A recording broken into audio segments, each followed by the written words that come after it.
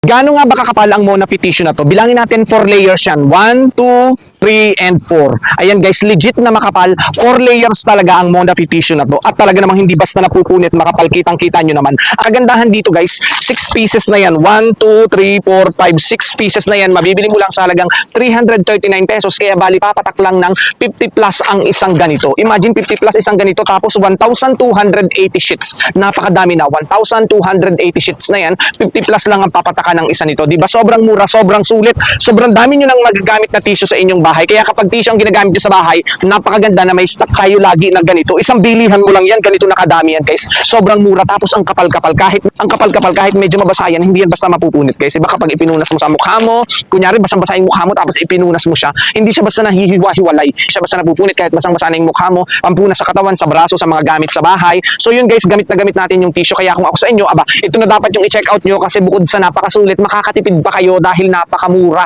Diba? 1,080 sheets, 1,280 sheets na to guys. Ang dami, sobrang sulit. Ang soft at ang smooth lang ng tissue na to kasi made sa native wood puff to guys. Kaya talaga namang grabe. Napakasulit ng tissue na to. Kaya go check out na.